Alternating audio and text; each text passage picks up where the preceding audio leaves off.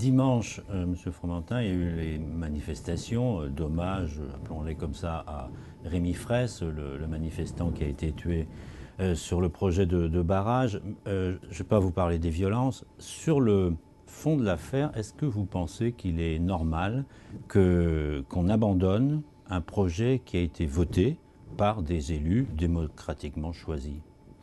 Moi, je suis très étonné de la concomitance des annonces. Il y a un drame, c'est un vrai sujet, ça mérite une enquête, etc.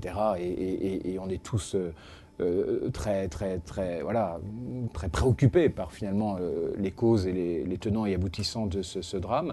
Et puis il y a un sujet, oui. Il y a le sujet d'un barrage, il y a le sujet d'un projet, il y a le sujet d'un élément d'aménagement du territoire. Et moi, ce qui m'étonne, c'est pourquoi il a fallu ce drame pour que finalement tout le monde se réveille, le ministre, l'État, etc.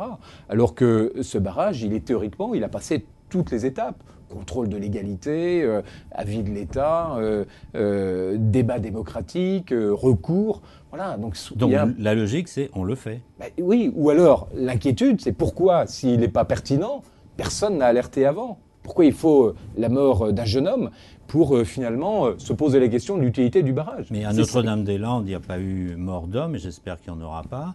Ça veut dire on fait Notre-Dame-des-Landes. Et ça veut dire que justement, tout ça n'a pas trop de sens, si vous voulez.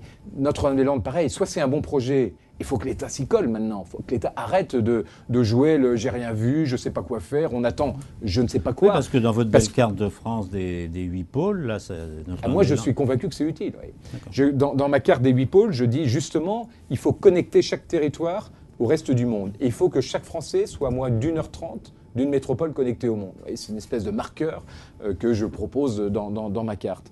Et donc, je suis convaincu que voilà, il y a la place pour 5-6 grands aéroports en France qui connectent. Ou, si on dit non, à ce moment-là, il faut repenser le schéma TGV, alors qu'on s'interroge sur le schéma TGV, pour dire il faut que tous les Français soient à 1h30 de Roissy, ou d'Orly, ou d'un aéroport à Lyon, à Marseille, ou à Nice, ou ailleurs. Donc, c'est là où on manque de logique.